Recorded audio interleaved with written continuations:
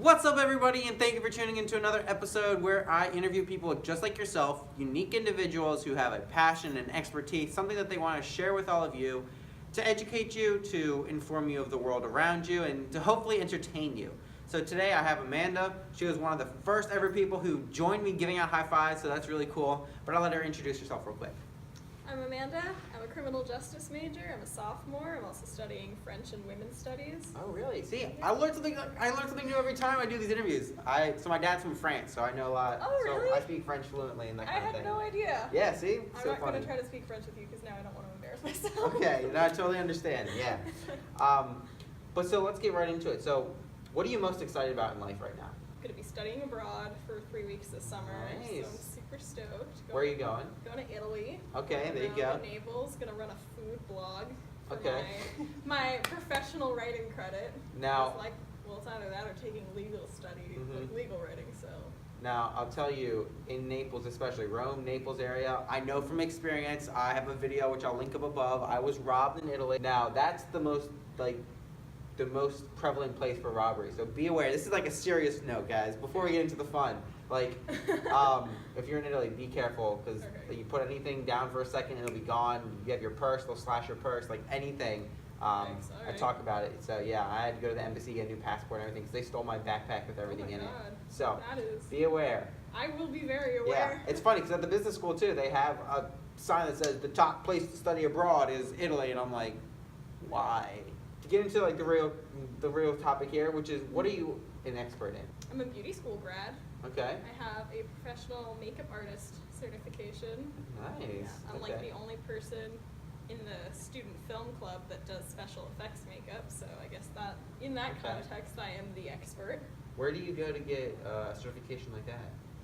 I took classes at a small little makeup school in Manhattan called Chic Studios. Okay.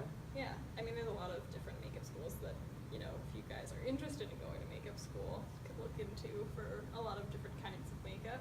That's what you like to do. So if somebody wants to learn more about makeup and about I guess makeup for movies or something like that, what should they do? I actually started by just watching a whole bunch of YouTube videos. Okay. And that's where I started learning, and I was like, this is fun. I'm just gonna keep doing this for a while. And there's so many things that you can just get at Party City that work just as well as anything else if you wanted to do something like that. Yeah, so you don't have to spend a lot of money for beauty. Yeah, you don't. Honestly, makeup from drugstores, makeup from party stores is totally acceptable. Okay. But, unless you want to go all out. Okay. So it's very easy to spend a lot of money on makeup. So you might need to put yourself some limits. Budget when you go yourself. out. Yeah.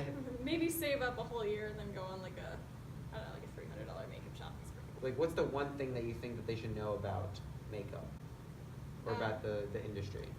One of the most important things to know about makeup, if makeup is something that you do on yourself or other people, you can use any product really to achieve any kind of look. I am always using lipsticks as eyeliner or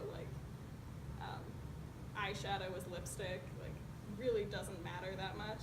Also, if you're one of those people that's always looking at Instagram trends and those on fleek eyebrows or big winged liner and you try it on yourself and it's just not looking right, then it's important to know that everybody's face shape is so different that there are so many things that just aren't going to work on your own face that might work well on somebody else's face. So you should either find a new trend to try out and keep messing around with what you like on your own skin, or try to take the trend that you really like and just adapt it to what you have.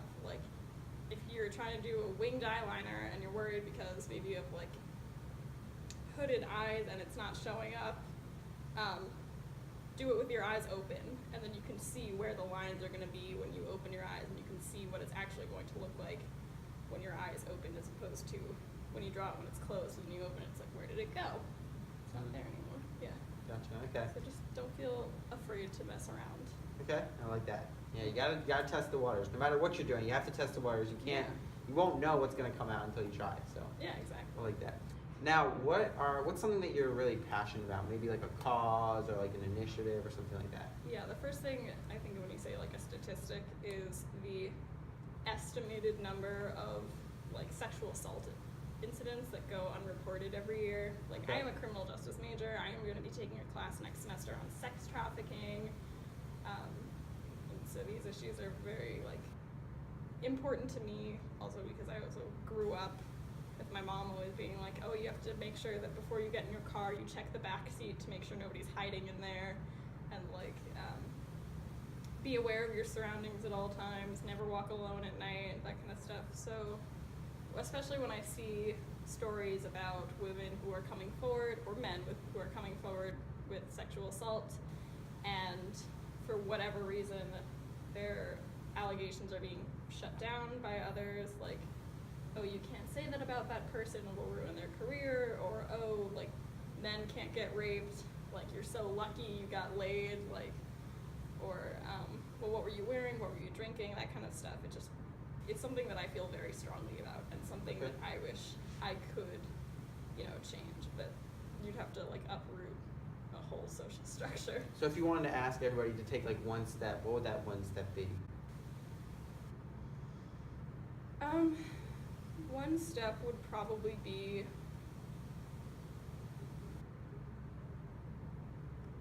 be supportive, because 1 in 5 or closer to 4 women on a college campus are going to be victims of sexual assault, and 1 in 6 or 8 men will be victims of sexual assault by the time they turn 18.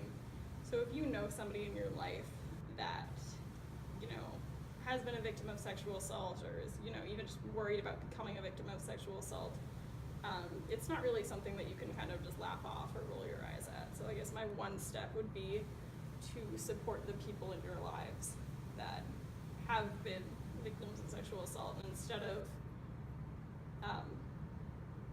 questioning their validity, just accept their story as they tell it to you and be a good friend.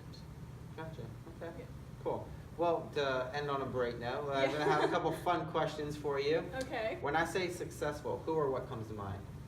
Successful. First thing I thought it was Scarlett Johansson. Okay. Second thing I thought it was Bill Gates. Okay, yeah. We get a lot of Bill Gates, a lot of Elon Musk, but now if you had maybe like Bill Gates, maybe you had like a fortune and you had $1 billion, what would you trade that all for in return? I always really wish I had like $1 billion, because then I would totally just like pay all my friends' student loans and like try to use it to like be nice to people, like, oh, I'm gonna donate, like, today I'm gonna donate $1 million to Planned Parenthood, and tomorrow I'm gonna like pay for some random stranger dinner or something, and like, yeah, it's like, I have $1 billion, like, I don't think I could possibly spend it all on myself. I might as well just do good things with it. Yeah, I like that.